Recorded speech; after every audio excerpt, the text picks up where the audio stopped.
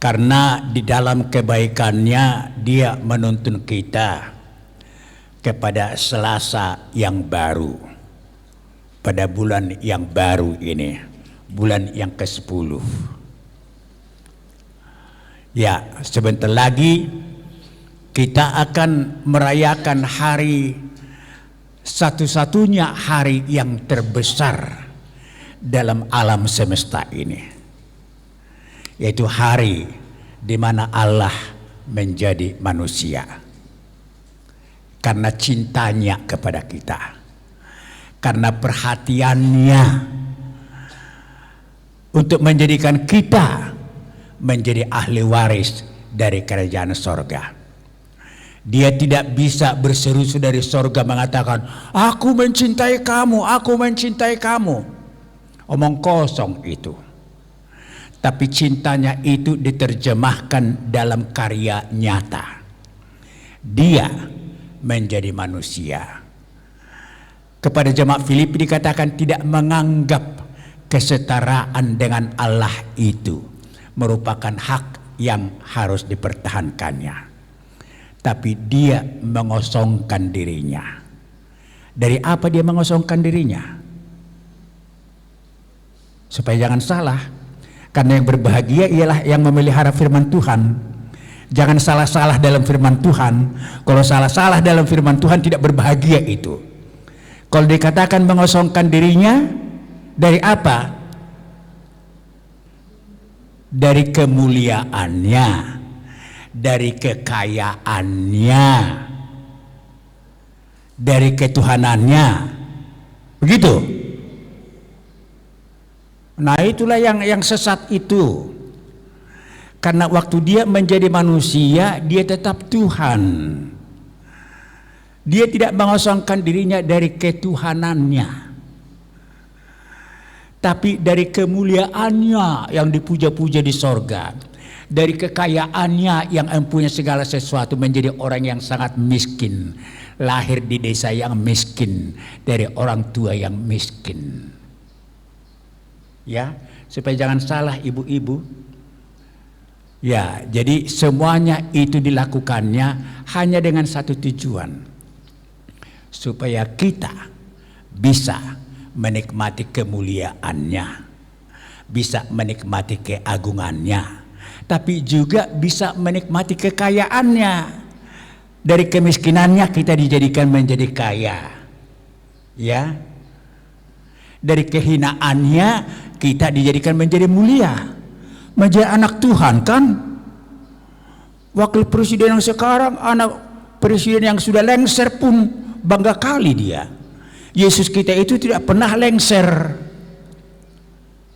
Tidak pernah ketuhanannya itu lepas dari dia.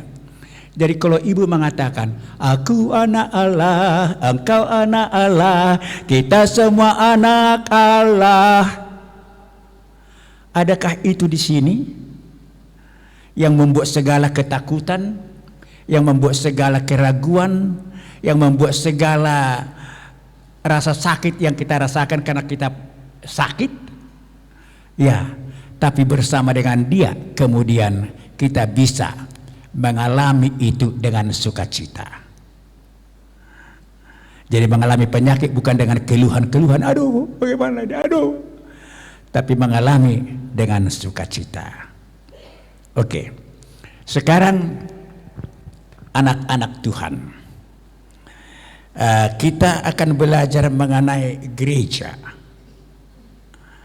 Ya, banyak orang anggota gereja tidak harusnya menjadi anggota gereja. Semua kita anggota gereja. Saya harap semua kita ini memenuhi persyaratan menjadi anggota gereja. Tapi banyak orang di gereja, termasuk pelayan-pelayan di gereja, yang tidak memiliki persyaratan menjadi anggota gereja. Tidak boleh mereka itu sebenarnya menjadi anggota gereja. Jadi kita pun, supaya kita bisa melihat diri kita, benarkah aku anggota gereja Tuhan? Kalau enggak, lah jadi bagaimana? Oke. Mari kita membuka firman Tuhan. dari Matius 16.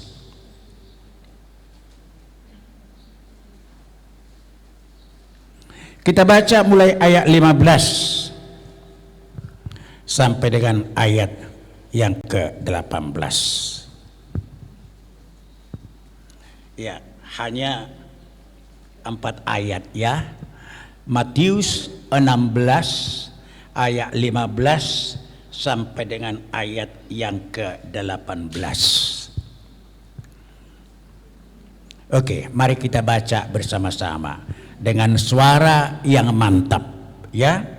Matius 16 ayat 15 mulai 3 ya. Lalu Yesus bertanya kepada mereka, "Tetapi apa katamu?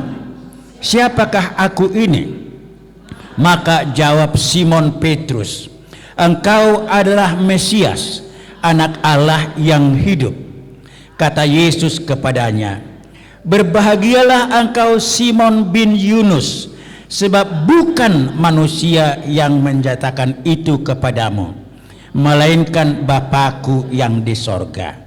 Dan aku pun berkata kepadamu, engkau adalah Petrus, dan di atas batu karang ini aku akan mendirikan jemaatku, dan alam maut tidak akan menguasainya." Sekali lagi saya yang baca. Lalu Yesus bertanya kepada mereka, kepada murid-muridnya ya, "Tetapi apa katamu? Siapakah aku ini?" Kalau orang lain mengatakan engkau Yohanes Pembaptis, engkau salah seorang dari nabi perjanjian lama yang hidup kembali, oke, kata orang itu. Tapi kamu sebagai murid-muridku, menurut kamu siapakah aku ini?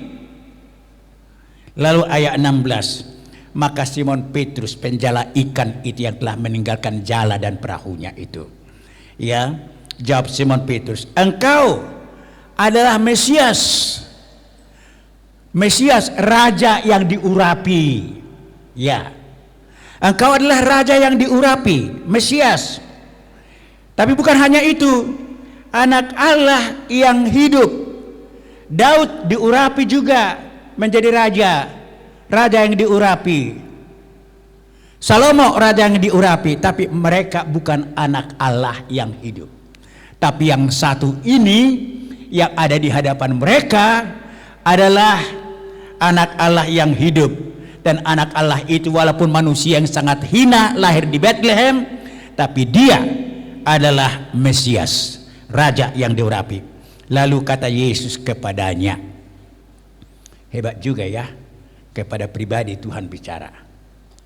Kita harap Tuhan bicara kepada kita secara pribadi. "Berbahagialah engkau Simon bin Yunus, sebab bukan manusia yang menyatakan itu kepadamu, melainkan Bapa-Ku yang di sorga." Iya. Jadi kalau hidup seorang belum dijamah oleh Tuhan, tidak mungkin dia akan mengenal siapa Tuhan Yesus.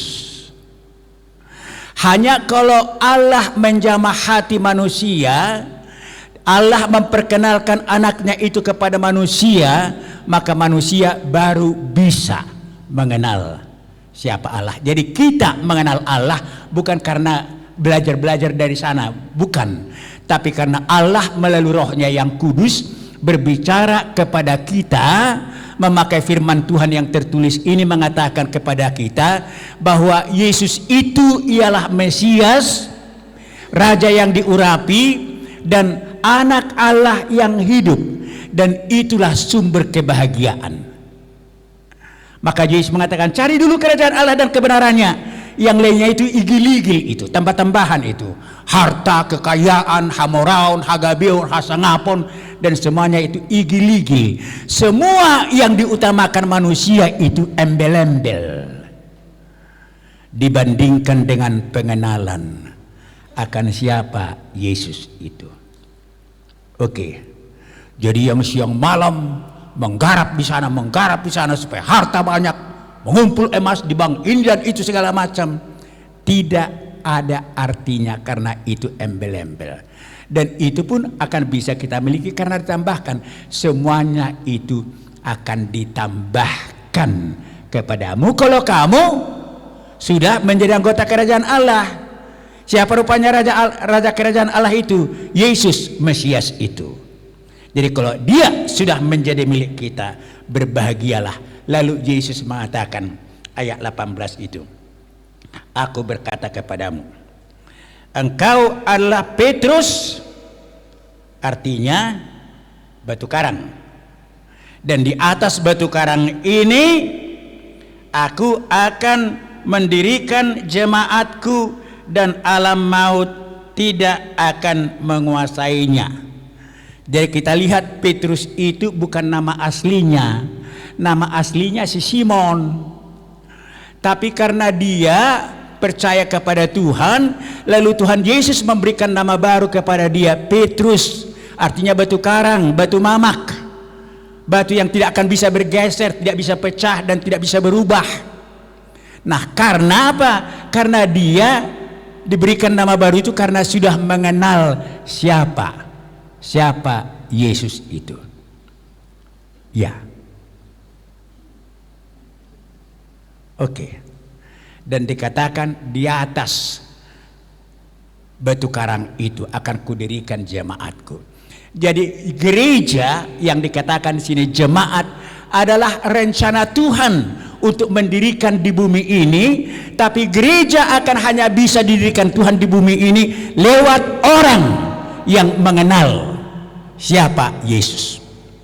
Jadi bukan seperti Roma Katolik kita, Petrus itu menjadi bapak gereja, bukan itu. Iman Petrus itu, iman Simon itu yang membuat namanya ditukar oleh Tuhan menjadi Petrus karena imannya.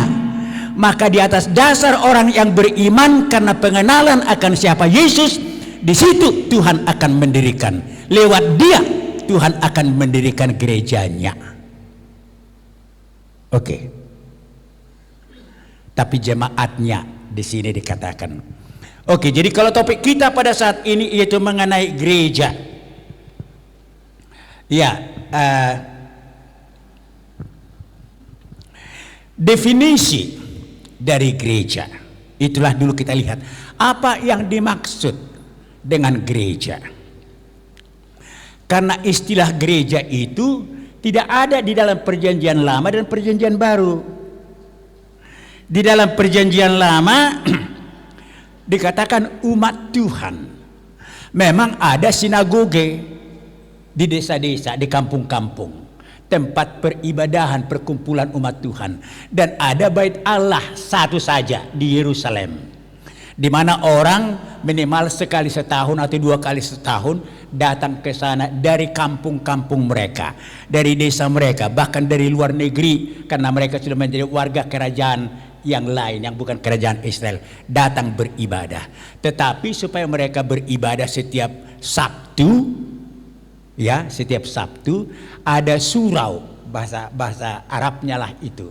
Ada sinagoge, tempat perkumpulan orang-orang yang percaya kepada Allah. Ya, dan tidak ada gereja dikatakan. Perjanjian baru juga tidak pernah dikatakan nama gereja, tapi nama jemaat. Surat kiriman kepada gereja Korintus tidak ada begitu. Surat kiriman kepada jemaat Korintus, jemaat Galatia, gitu. Yesus juga mengatakan di atas batu karang ini aku akan mendirikan jemaatku, kata Yesus. Bukan gerejaku dikatakan. Oke, jadi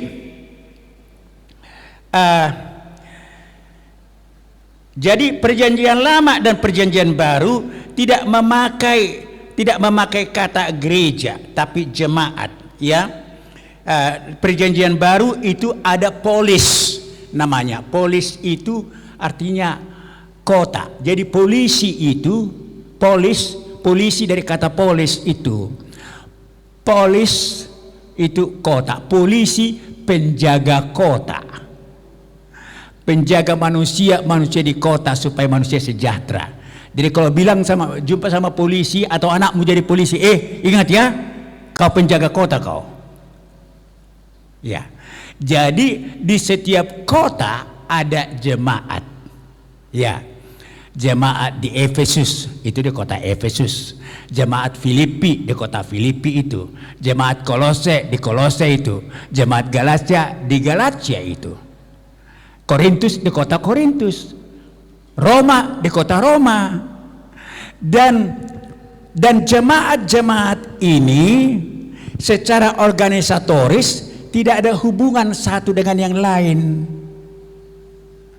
Tidak ada tanggung jawab ekonomi, tidak ada tanggung jawab organisasi antara satu jemaat dengan jemaat yang lain. Ya, nanti akan kita lihat itu mengapa kita punya ada jemaat ini, jemaat itu dan sekarang macam ya. Nah, dan jemaat yang dikehendaki Tuhan itu mulai bertumbuh menjadi jemaat pada Kisah Rasul 2 mulai waktu Petrus berkhotbah pada Kisah Rasul 2 pertama kali, di mana semua orang yang datang dari kota ini, dari negara ini, kerajaan ini kumpul di Yerusalem pada hari Pentakosta itu. Jadi hari Pentakosta itu hari panen itu. Kalau Pentakosta mereka merayakan hari panen, tapi sekarang panen rohani. Waktu mereka semua mendengarkan orang ini berbicara tentang Kristus, tentang Injil dengan bahasa-bahasa yang mereka miliki, padahal orang ini semua orang Galilea. Paulus orang Galilea, Yohanes orang Galilea, tapi Paulus berbahasa Kapadokia, Yohanes berbahasa ini dalam waktu yang sama, sehingga bangsa-bangsa yang datang beribadah pada waktu itu mendengarkan Injil itu di dalam bahasa mereka yang mereka mengerti, sehingga mereka bertanya-tanya, loh kok orang ini berbicara dalam bahasa kita? Nah, rasa ingin tahu itu kemudian esok harinya kumpul mereka, lalu Petrus, nah itu yang dikatakan Tuhan tadi di atas batu karang ini ya kan, lalu Petrus yang mengenal siapa Yesus itu terus berdiri menyaksikan siapa Yesus itu. Mereka bukan mabuk anggur, tapi mereka karena dipenuhi oleh Roh Kudus sesuai yang dijanjikan oleh Tuhan. Dan Roh Kudus itu mengatakan kepada mereka, mengajar kami berkata-kata di dalam bahasa yang kalian mengerti supaya kalian tahu dan percaya siapa Tuhan Yesus itu. Lalu banyak di antara mereka yang bertobat, 3.000 orang. Dan yang 3.000 orang inilah merupakan jemaat yang pertama. Jadi di Yerusalem, di kota utama itulah jemaat Tuhan yang pertama lahir. Belum gereja disebutkan namanya ya, belum gereja, jemaat Tuhan. Nah, saban hari mereka berkumpul belajar dari para rasul-rasul itu. Jadi yang 3.000 orang itu dikelompok-kelompokkan. Jadi belajar dalam kelompok kecil itu memang dari awal gereja itu terjadi. Jadi kalau sekarang anggota gereja diminta datang belajar supaya lebih mantap siapa Tuhan itu, dalam kelompok kecil bisa didiskusikan, dibimbing oleh orang yang memang mengenal Yesus sama seperti rasul-rasul itu, supaya benar-benar mereka itu bisa kokoh berbahagia. Karena yang berbahagia ialah mereka yang mendengar, memelihara dalam hati dan melakukannya dengan setia firman itu. Lalu makin bertumbuh pada Kisah Rasul 6 mulai para imam-imam ikut, orang Farisi ikut percaya. Tapi bab 11 lah kemudian mulai terus oleh karena pelayanan Rasul Paulus, jemaat itu berkembang bukan hanya di Yerusalem lagi. Ada di Efesus, ada di Filipi, ada di Kolose, ada di Korintus, ada di Galatia, ada di Roma. Karena seorang yang percaya memberikan hidupnya kepada Tuhan. Oke, kita ingat itu. Jadi tidak ada berita dari orang yang percaya yang telah menikmati keselamatan dari Tuhan Yesus. Tidak ada berita yang paling senang dia akan beritakan selain daripada berita ini, selain daripada Injil.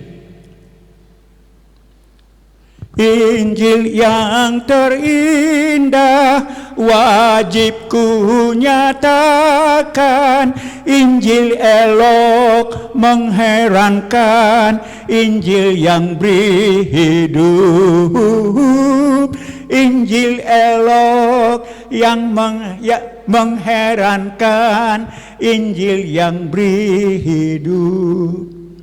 Waktu saya jangan masuk, baru G30S itu, baru 30S. Ngapain kau kemari? Saya bilang memberitakan Injil. Baru bertobat saya, baru terima Tuhan Yesus. Lalu Yesus yang mengatakan di sini, pergi kau ke penjara, jalan listrik itu. Saya pergilah. Banyak terpenjara di sana katanya. Lalu dihadang saya. Siapa kau? Nama saya Victor, Pak. Ngapain kau kemari? Disuruh Tuhan Yesus. Hah? Ngapain? Memberitakan Injil. Ada surat dari gereja? Tidak ada. Jadi siapa yang suruh kau? Saya bilang, Pak, tadi Tuhan Yesus. Ya, seorang pemuda yang dulu kurus sekali saya. Jadi pemuda mahasiswa kurus. Lalu didorong saya kepada penjaga yang kedua. Ditanya pertanyaan yang sama. Jadi datang salah seorang di antara mereka. Jadi apa merekamu? Setelah ditanya yang tadi kan, saya bilang Tubing. Tubing kau katanya. Ya. Tubing, ada kawanmu yang gila di sini katanya. Rupanya pada penjaga baris ketiga pas pintu penjara itu, di mana narapidana, pentolan komunis termasuk Ulung Sitepu di situ, gubernur di sana. Tubing, ada kawanmu yang gila di sini katanya. Lalu si Tubing ini datang, dibentaknya saya. Siapa kau? Saya bilang nama saya. Jadi benar kau Tubing? Iya Pak, Tubing. Nomor berapa kau? Nomor 15. Jadi sopan-sopan dan apa saya, tidak tersinggung saya dibuat kayak gitu. Nomor 15. Iya, saya nomor 17 katanya. Atok pahopuk kumaho. Saya bilang sama dia begitu. Jadi bagus juga Marta Rombo itu. Atok pahopuk kumaho. Akhirnya dia bilang begini, dia marhuopuk tu son. Bahasa Batak lah dia jadinya. Ya saya sudah bilang memberitakan Injil. Lah, jadi enggak ada suruh gereja, enggak. Gereja dia Pukura, GKP Sriwijaya. Itulah saya bilang. Jadi karena opungnya datang pula kan segan juga dia. Dibukanya lah pintu penjara itu. Disuruh sama kawan yang empat lagi. Buka pintu penjara. Dipanggil lah narapidana itu dari kamarnya semuanya. Termasuklah Ulung Sitepu di situ. Iya. Ya khotbah lah saya pertama kali. Enggak tahu saya dari mana khotbah itu. Pokoknya Tuhan mempersiapkan itu. Perkhotbah lah saya tentang Tuhan Yesus. Lalu terpesona mereka. Lalu akhirnya mereka mengatakan, Pak, datanglah lagi lain kali. Jadi mereka bilang begitu. Akhirnya 2 kali seminggu saya ke sana, hari Kamis dan hari Minggu. Hari Kamis, Minggu, hari Kamis, Minggu. Sampai 2 tahun, sampai dibaptis mereka 90 orang. Termasuk Ulung Sitepu.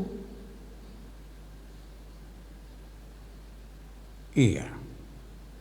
Karena tidak ada berita yang lain yang lebih indah yang akan kita beritakan. Selain daripada berita tentang keselamatan. Siapa rupanya yang gak mau selamat? Ini sudah gubernur di penjara. Kan gak selamat dia kan? Orang bekerja untuk selamat. Juru selamat datang. Masa bukan itu yang diberitakan? Itu yang didambakan sebenarnya untuk. Akhirnya 90 orang dibaptis. Arong do di Semargapohan. Dia mencincang istrinya, orang Galugur sana. Mencincang istrinya, ditanamnya di bawah pokok pisang di belakang rumahnya. Ikutlah itu kemudian setelah 2 tahun dibaptis. Ibu Maria pernah saya bawa ke sana. Waktu pembaptisan itu. Ibu Maria. Jadi oke, tidak ada berita yang lain. Tapi siapa rupanya pemberita itu? Yesus mengatakan di atas batu karang ini aku akan mendirikan jemaatku. Jadi apa definisi daripada jemaat atau gereja?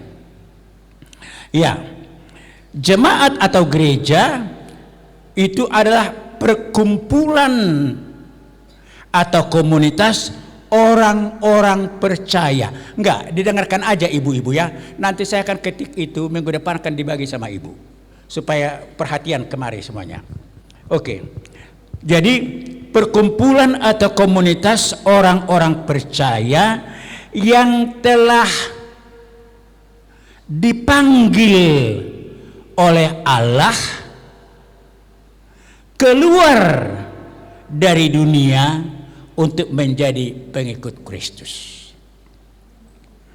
Dari kumpulan atau komunitas orang-orang percaya kepada Tuhan Yesus yang dipanggil keluar dari dunia ini. Itu sebabnya orang percaya tidak sama dengan orang dunia ini. Jadi kalau masih sama kita dengan dunia ini, apalagi kalau kita sampai kepada adat, kan sama aja kita, pembicaraannya sama. Ya, itu ada sesuatu pertanyaan tentang identitas kita sebenarnya di sana. Ya, jadi ibu-ibu, tidak ada anggota jemaat yang belum orang percaya dan lahir baru. Di gereja kita berapa persen yang lahir baru? Tidak layak mereka menjadi anggota gereja.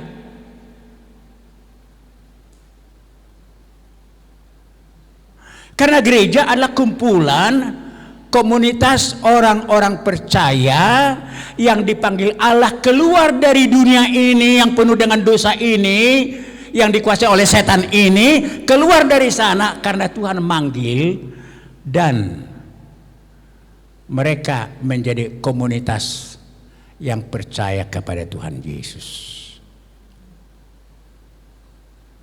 Itu sebabnya kita menerima baptisan anak. Karena anak orang percaya itu, apalagi yang sudah berjanji akan membimbing anak itu kepada jalan Tuhan, dianggap orang tuanya karena sudah percaya. Jadi anak itu oleh karena bimbingan orang tuanya, bukan bimbingan gereja, guru sekolah minggu, enggak, salah itu. Tambah-tambahan guru sekolah minggu. Orang tua, bapak dan ibunya.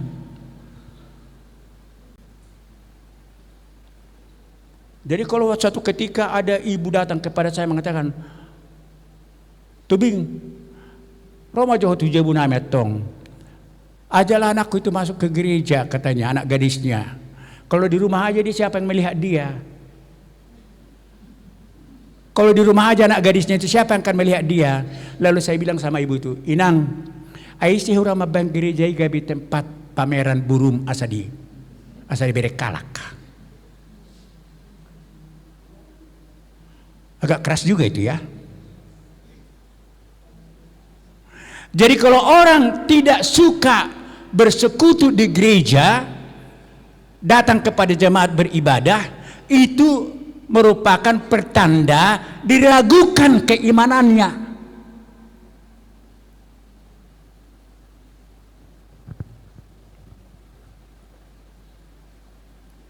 Oke.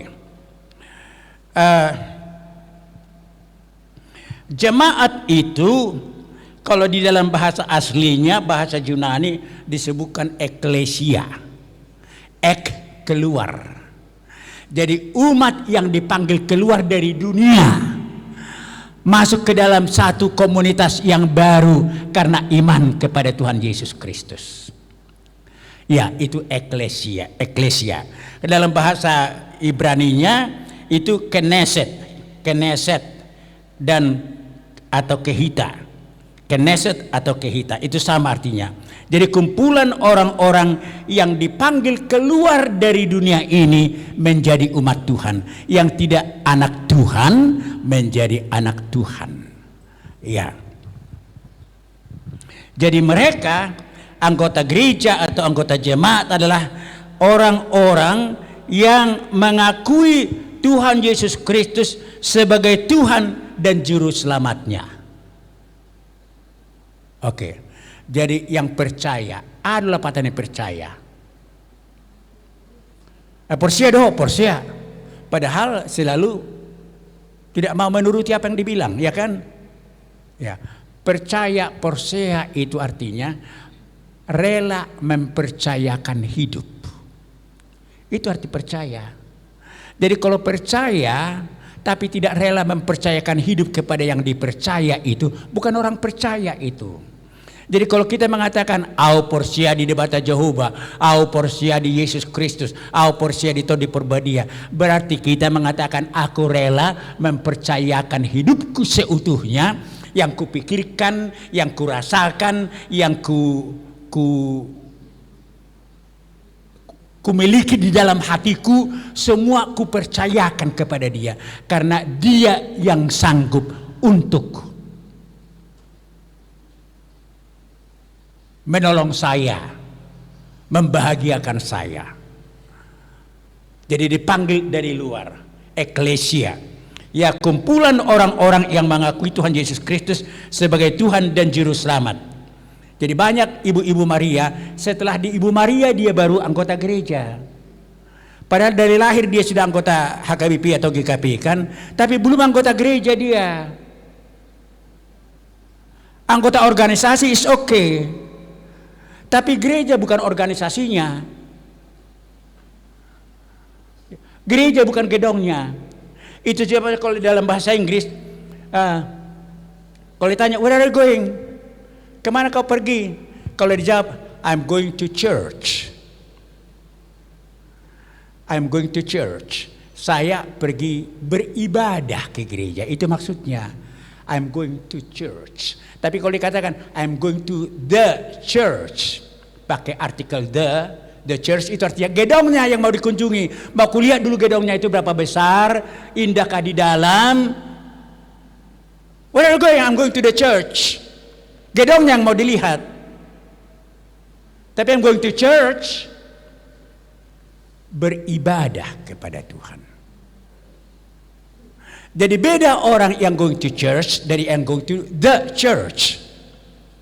Kalau yang going to the church belum tentu orang percaya. Tapi kalau dikatakan I'm going to church, tidak ada artikelnya, berarti dia diharapkan orang beriman karena rindu beribadah untuk memuji Tuhan yang diimaninya sebagai Tuhannya.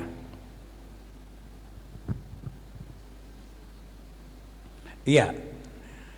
Jadi yang kedua ialah bahwa persekutuan orang-orang kudus. Jadi semua anggota mempunyai kesamaan status rohani yang fundamental sebagai umat Allah. Karena mereka orang-orang kudus karena sudah dikuduskan oleh darah dan nyawa Tuhan Yesus. Jadi anggota gereja itu adalah orang-orang kudus.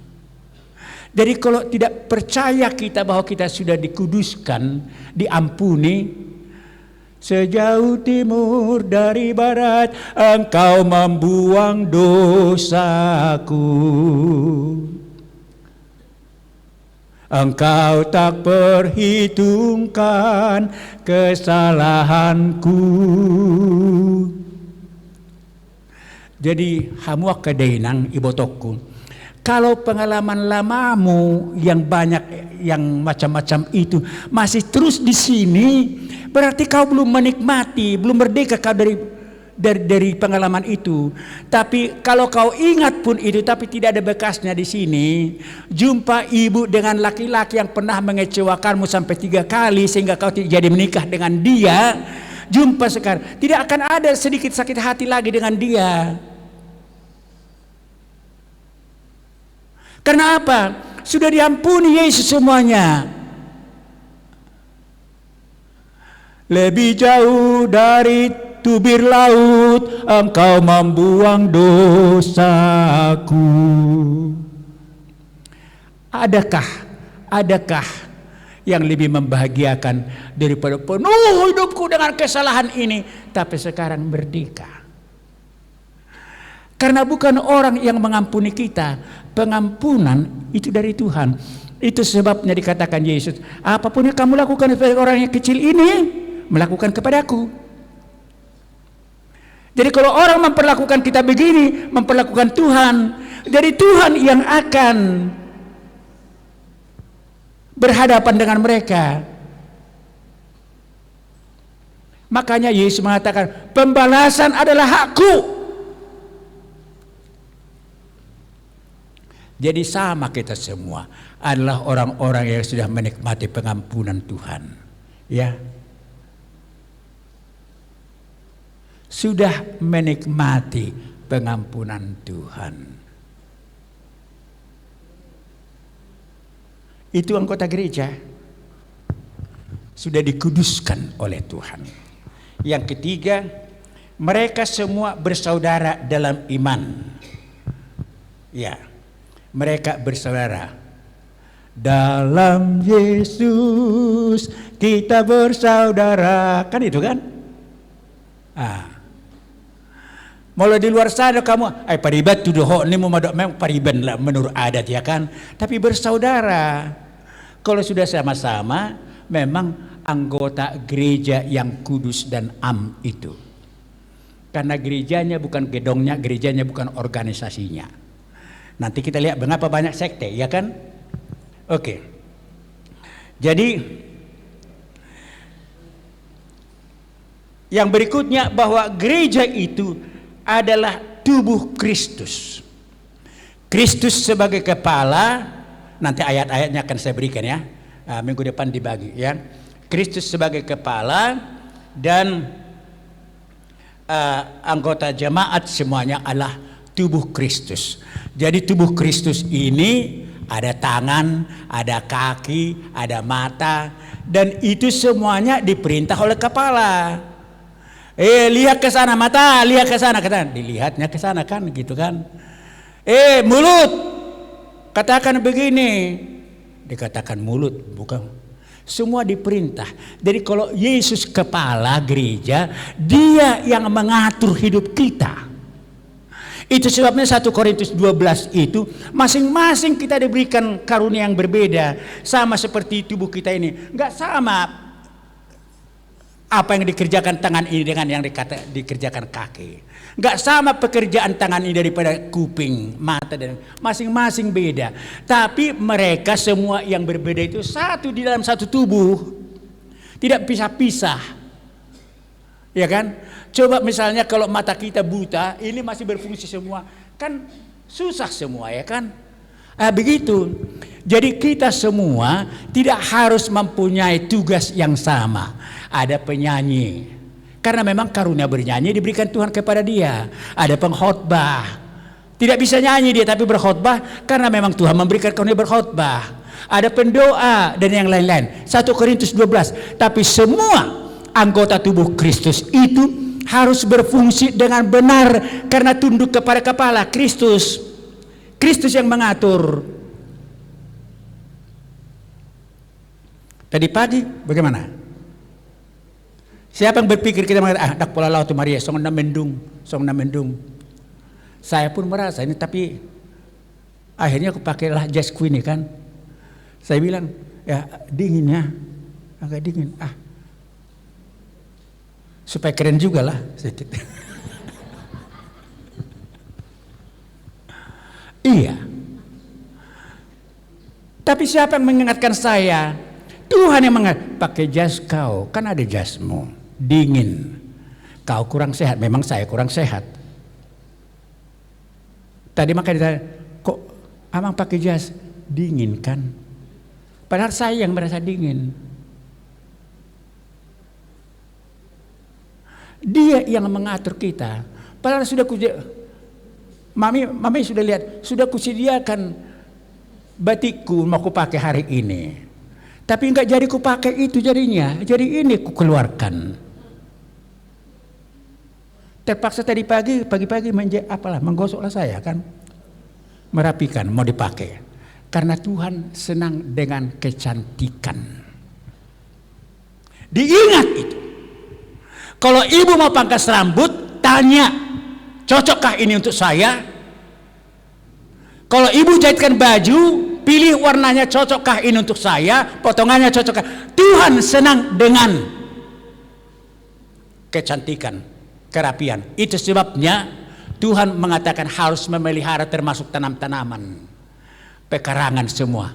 Karena Tuhan itu berbicara kepada orang percaya memelihara ciptaan Tuhan itu. Apalagi memelihara tubuh.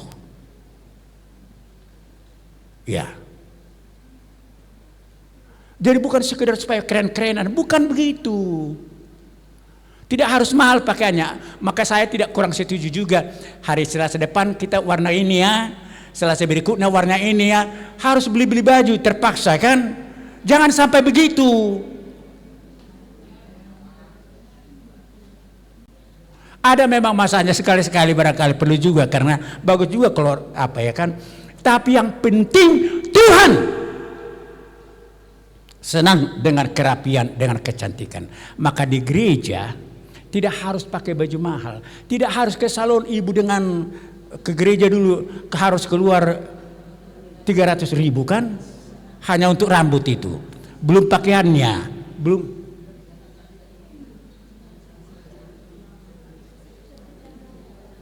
Ada satu gereja saya tahu. Diundang gereja yang lain untuk beribadah kepada mereka. Datanglah dari gereja lain itu dengan pakaiannya yang bukan main. Datang. Padahal di gereja itu mereka itu yang mereka lihat kok sederhana kali. Memang bersih, rapi tapi sangat sederhana, tidak ada yang menor-menor begitu segala macam. Ya. Akhirnya agak malulah orang itu.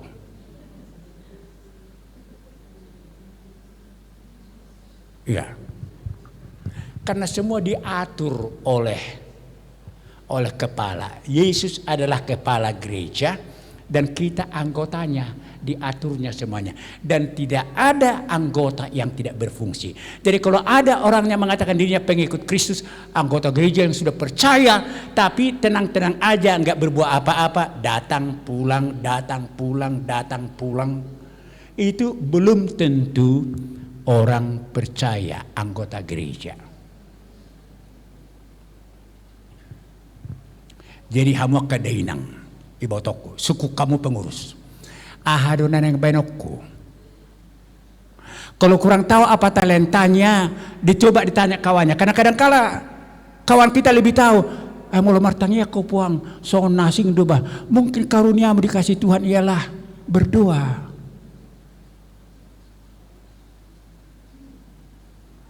Tidak ada yang diam-diam pulang pergi. Ki bioskop bisa begitu. Tapi orang percaya tidak begitu. Ya, jadi Kristus adalah kepala. Ya, dan jemaat adalah tubuh. Yang kemudian dikatakan bahwa gereja itu adalah mempelai perempuan. Nah, ini dia. Coba kalau pacaran kan, belum datang pacarnya, sudah dirapikan dirinya. Belum datang Tuhan Yesus, kita merapikan menunggu mempelai itu datang.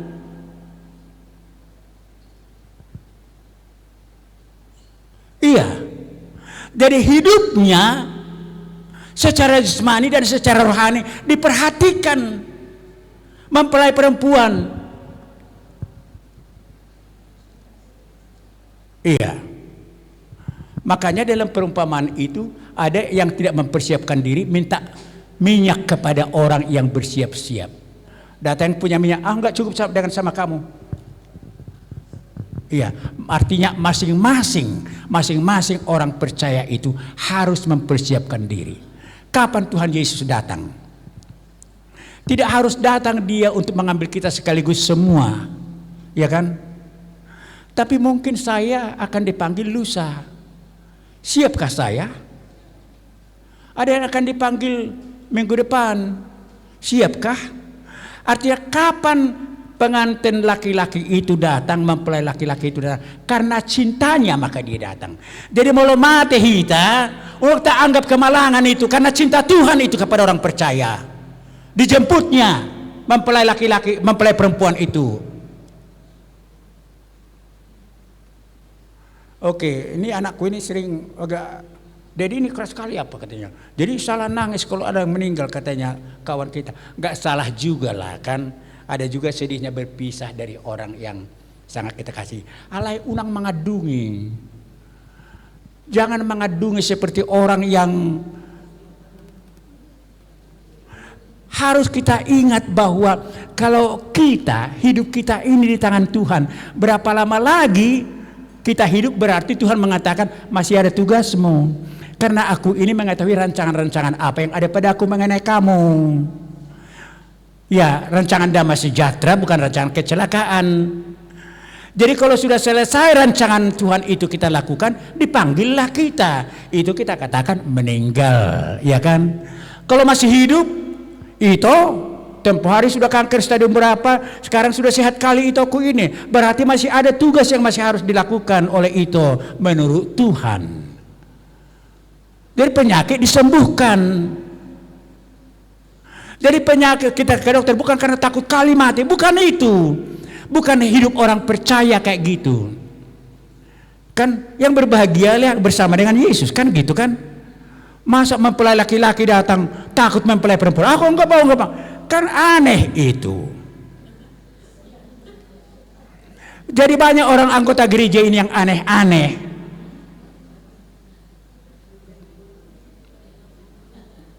Ya itu, Nyonya Pasaribu. Ya. Ke dokter, silakan ke dokter. Ke dokter untuk bisa melihat, dokter itu bisa dipakai Tuhan untuk menjadi alat Tuhan, menyembuhkan kita supaya rancangan Tuhan yang masih sisa yang belum kita selesaikan lakukan, itu bisa kita lakukan. Apa yang mulai teluk-teluk, ya kan? Tapi bagaimana lah, ya kan?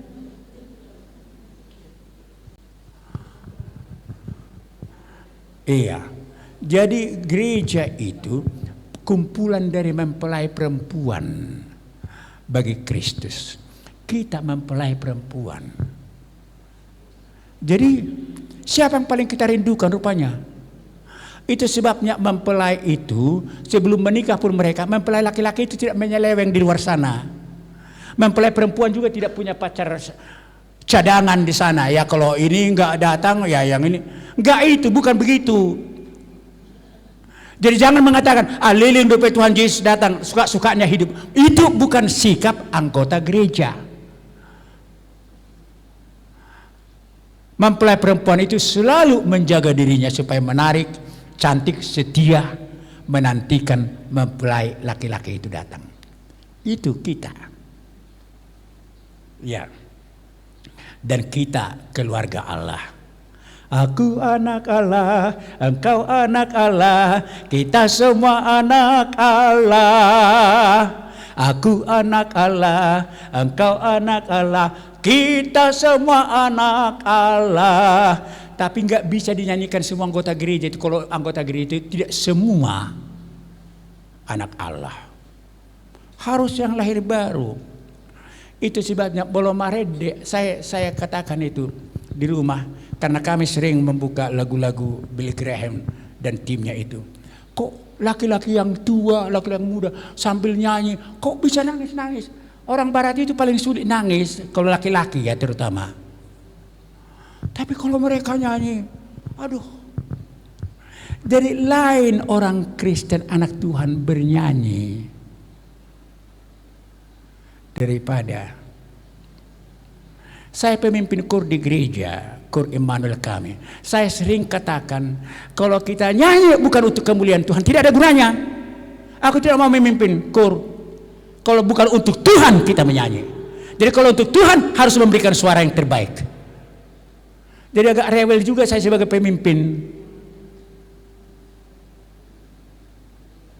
Nah, karena yang terbaik sebagai mempelai perempuan harus diberikan itu kepada mempelai laki-laki. Jadi berilah hidupmu yang terbaik itu. Ya. Dan yang terakhir, ibu-ibu kita ini domba-domba Tuhan. Dipelihara? Dipelihara. Jemaat gereja adalah kumpulan domba-domba Tuhan. Ada domba yang sakit digendongnya. Ada domba yang luka dibalutnya. Ada domba yang mau menyimpang dipukulnya dengan tongkat. Jangan, diingatkannya. Jangan ada yang menyimpang. Kita ini adalah domba Tuhan. Dipelihara. Tuhan adalah gembalaku, takkan kekurangan aku.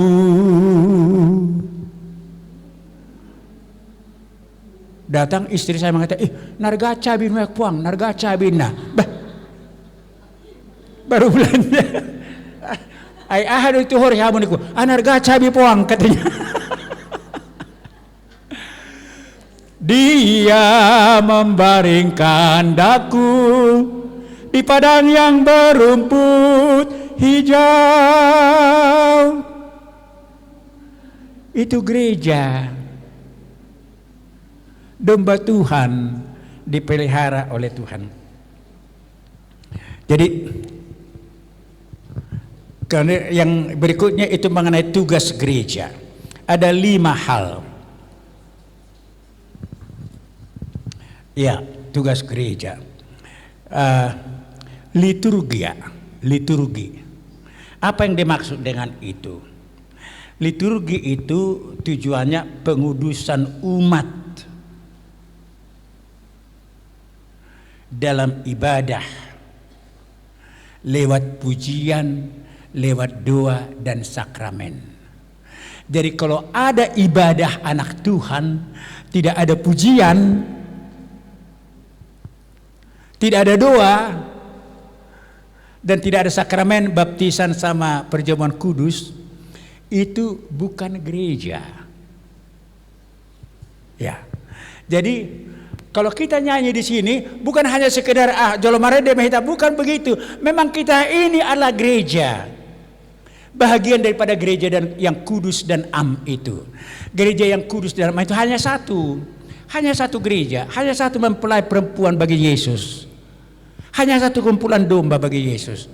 Jadi bukan organisasinya. Jadi orang Kristen yang di Amerika sana yang belum pernah kita ketemu, kita sama-sama dengan mereka satu kumpulan domba Tuhan, anak Tuhan. Ya. Jadi menyanyi itu penting, bukan hanya sekedar supaya ya masa ibadah tidak ada nyanyi. Memang tidak ada ibadah kalau tidak ada nyanyi. Karena nyanyi itu menolong kita mengekspresikan hati kita kepada Tuhan, mengeluarkan kerinduan hati kita kepada Tuhan. Nang disan gok bunga-bunga dot aka hinaulini. Iya. Oh nama hubilit rajaki. Kan itu kan. Tapi bukan hanya dihafal lagu itu, dinikmati. Itu liturgi ya namanya. Jadi ada liturgi. Bukan liturgi pajojor ayat-ayat, bukan itu seperti Natal. Liturgi yang dimaksud di sini doa, harus ada doa. Doa yang benar-benar berbicara kepada Tuhan, menyanyi, dan ada dari Tuhan sakramen. Dibaptis kita menjadi anggota keluarga Tuhan, perjamuan kudus, diingatkan kita akan pengorbanan Tuhan Yesus bagi kita lewat perjamuan kudus. Itu yang pertama, tugas gereja. Yang kedua, kerikma. Kerikma mewartakan firman Tuhan, jadi khotbah.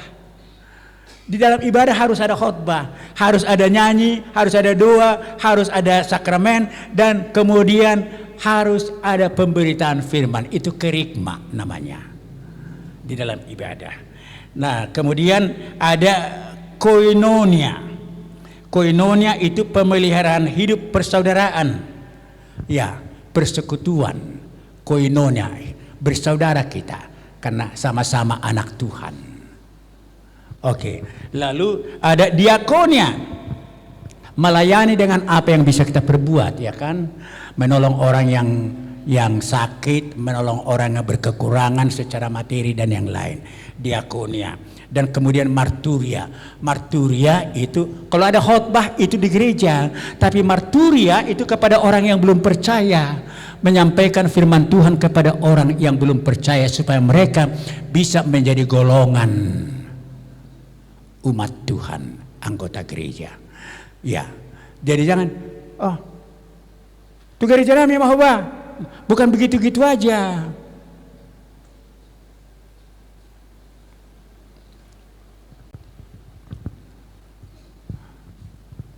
Iya, ada dua ibu di gereja kami.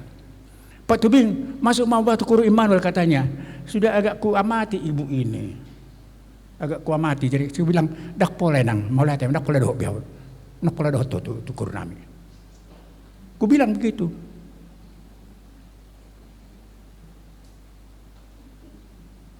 Karena saya sudah mengerti maksudnya. Makanya kalau di kur kami, saya selalu kasih firman Tuhan sebelum mulai latihan. Saya jelaskan firman Tuhan kepada mereka.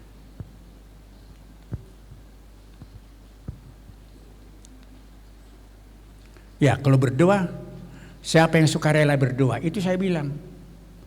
Homa yang berdoa, Homa enggak gitu. Siapa yang suka rela berdoa. Kalau agak lama, anak sorong do neng makatai do debata, saya bilang begitu. Kalau tidak begitu, kemudian saya berdoa sendiri. Saya yang memimpin doa. Kalau agak ditunggu sudah agak lama tidak ada yang berdiri. Tidak ada paksa-paksaan. Kenikmatan menjadi milik Tuhan. Kenikmatan sudah memiliki Tuhan di sini. Masa kita dipaksa-paksa?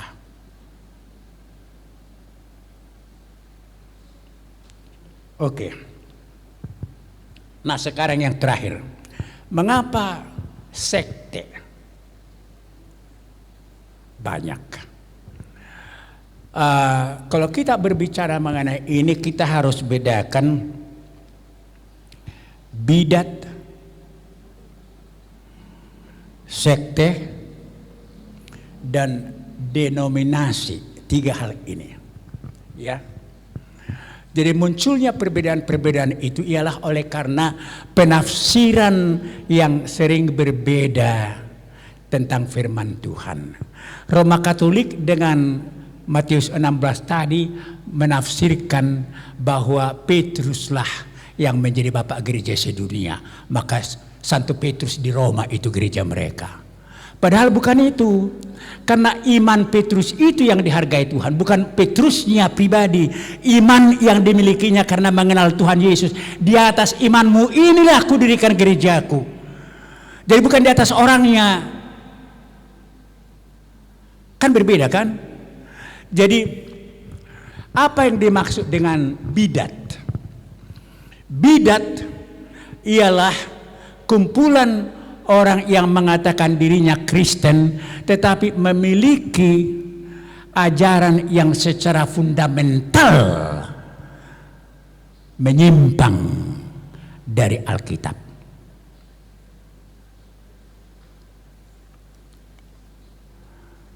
Ya.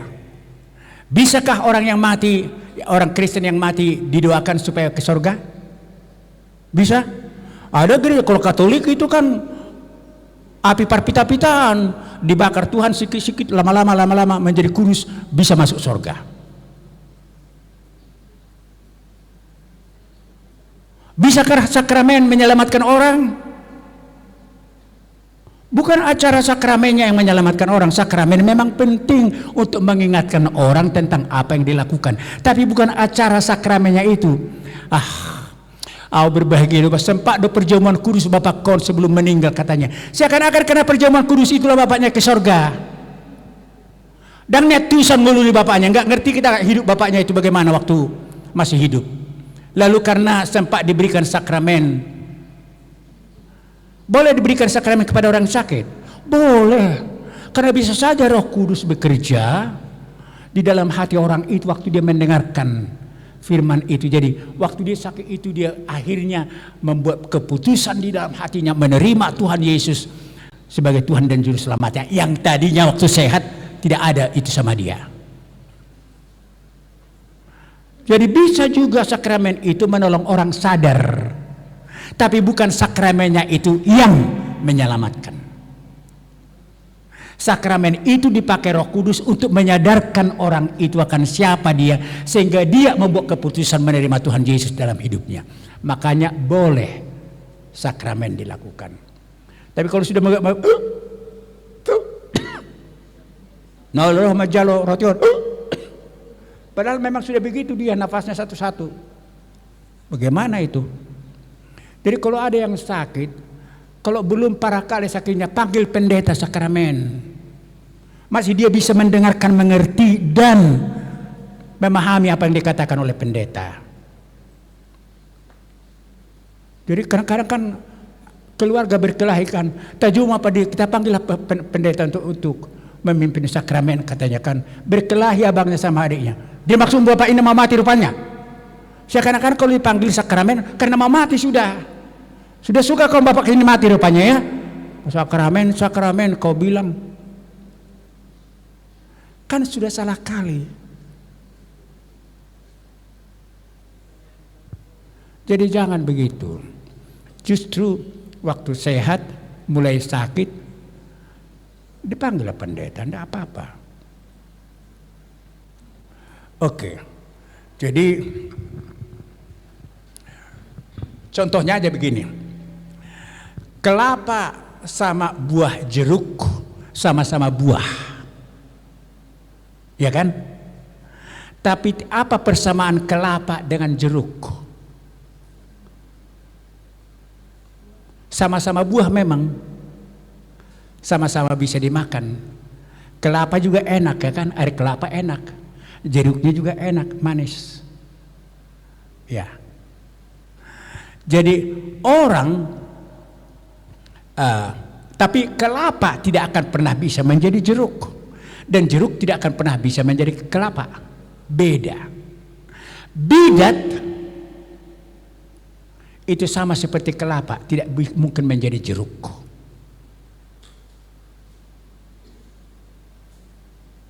Ya. Jadi kalau bagi kita orang Protestan, Seventh Day Adventist, Roma Katolik, Mormon, ini adalah bidat. Ya kita tidak jelaskan itu sekarang ya. Sebenarnya lain kali sudah pernah itu kita bahas satu persatu. Tapi nanti saya rasa untuk semakin mantapnya anak-anak Tuhan ini bisa berkarya ke depan, tahun depan itu akan kita bahas. Ya. Oke. Lalu yang kedua, jeruk. Ya, ini jeruk. Jeruk dari tanah Karo, ya beda rasanya dengan jeruk dari Seborong-borong. Sama-sama jeruk manis. Sama-sama jeruk manis. Ya kan? Beda rasanya. Oke, oh sebelum itu, jeruk manis dengan jeruk Bali sama-sama jeruk tapi berbeda. Berbeda. Itu gambaran dari sekte. Kalau tadi bidat, ini sekte. Jeruk manis itu sangat beda dengan jeruk Bali. Bali satu sekte, jeruk manis satu sekte. Ya, jadi ada orang memilih, saya lebih senang dengan jeruk Bali katanya. Pergi dia ke karismatik. Pergi dia ke karismatik. Aku enggak Pak. Aku lebih senang dengan jeruk dari beras tepung di tanah Karo ini. Tetap dia di gerejanya. Apakah gereja Lutheran, apakah gereja Calvinis, itu secara doktrin sama, ya, sama. Jadi sekte itu antara jeruk manis dengan jeruk Bali. Kemudian denominasi. Nah, denominasi, kalau ibu membuka jeruk manis kan ada simu-simunya di dalam kan. Apa namanya itu? Simu-simu. Iya. Ya, jadi itu denominasi, sama-sama di dalam jeruk manis itu, sama-sama Protestan dia, tapi ada GKI, ada GKPI, ada HKBP, tapi sama berada di dalam bungkus teologi yang sama. Nah, sama-sama jeruk manis dari tanah Karo, ya kan? Tapi beda-beda di dalam. Yang di dalam itu ada sedikit lebih banyak batunya, ya kan? Ada yang tanpa batu. Begitu. Tapi secara teologis tidak ada perbedaannya. Ya, kalau kami di apa namanya GKI katanya tidak ada martupul. Bukan soal martupul, ada martupul, tidak ada martupul, bukan itu. Soal teologianya sekarang yang oke. Ya, jadi lalu jemaat ada jemaat Bagaran, ada jemaat ini, tapi jemaat itu berada di bawah naungan satu denominasi. Misalnya denominasi GKPI ada jemaat Persaudaraan Nauli, ada persaudaraan, tapi berada di dalam. Nanti kita akan pelajari tentang itu lebih luas lagi. Jadi, tapi itu terjadi terutama mengenai bidat sama sekte itu terjadi oleh karena penafsiran yang berbeda tentang nats tertentu. Tapi terutama dengan bidat itu yang sangat fundamental, natsnya sangat berbeda. Jadi itu sebabnya kita menolong orang untuk tidak masuk ke bidat. Karena di sana ya sudah sangat berbeda. Firman Tuhan dalam Yohanes 3:13, tidak ada yang sudah naik ke sorga. Tidak ada satu orang pun yang sudah naik ke sorga selain dari Dia yang turun dari sorga, yaitu Anak Manusia, Tuhan Yesus. Tapi Maria sudah di sorga menurut Katolik. Kapan Maria ke sorga? Bisa berdoa kepada Maria kan? Mengapa berdoa kepada Maria? Nah, itu yang saya maksud dengan hal-hal yang sangat fundamental yang dalam firman Tuhan secara keseluruhan tidak ada yang demikian. Oke. Jadi itu ibu-ibu. Sekarang yang penting aku adalah bahagian dari gereja karena aku sudah memiliki Tuhan Yesus. Dan saya percaya bahwa Yesus adalah Mesias dan anak Allah yang hidup.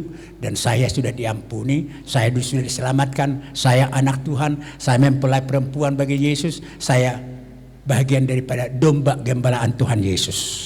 Itu harus jelas bagi kita. Kalau kapan dipanggil oleh Tuhan, ready. Karena aku akan bersama-sama dengan Dia. Tuhan memberkati.